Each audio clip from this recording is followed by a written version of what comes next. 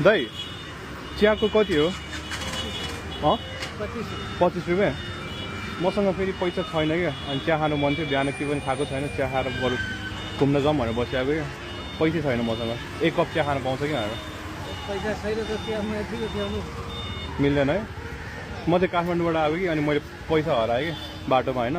धरान त कसरी कसरी म पुग्यो। धरान यहाँ कुन ठाउँमा चाहिँ धरान क्लक टावर रहेछ होइन, घन्टाघर यहाँ पुग्यो। अनि पछि म चिया मात्रै खानु पर्ने कि मलाई, बरु चिया खानु बिहानको लागि खाएको पनि छैन, कहाँ खाने भएर एउटा 1 कप चिया मात्रै पाएन पुग्थ्यो कि भनेर। सबैले घाटा हुन्छ कि।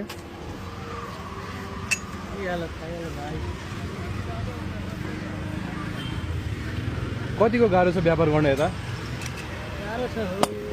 हजुर कता बस्नुहुन्छ नि? धरानै। दिनमा कति कप चिया बिक्छ भन्नुहोस् न, कति कप चिया बिक्ला? दाइले घाटा हुन्छ होला है।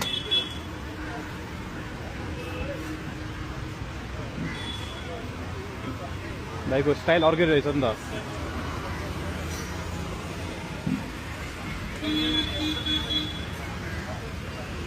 धन्यवाद। दाइले घाटा हुन्छ कि?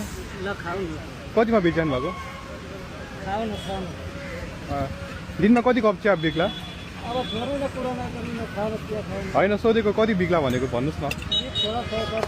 100 कप। 100 कप बिक्छ भनेपछि कति जति होला दिनमा? कति जति आम्दानी होला दाइ?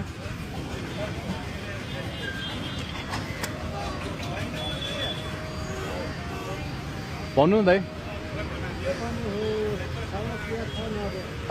होइन चिया त खम्ला, कति जति हुन्ला मात्रै भन्नु न। यहाँ चिया मिठो रहेछ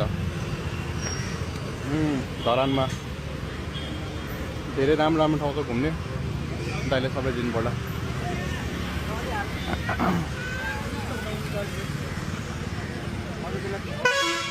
छैन यो। हजुर के चाहिँ हो र? Thank you. हजुर ल दाइले सानो छैन मसँग पैसा छैन भनेको सामाजिक परिश्रम गरेँ कि सानो। तपाईँले यस्तो मिहिनेत गरी काम गरिरहनु भएको छ, हेर्नुहोस् चेन्ज परेन। तपाईँको लागि हो, तपाईँको लागि हो, बुझ्नुभयो? तपाईँले यस्तो गाह्रो गरी मिहिनेत गरी काम गरिरहनु हुन्छ है, गाह्रो गरी। त्यही भएर मैले सोधेँ कि तपाईँले दिनमा कति कप चिया बेच्नुहुन्छ भनेर।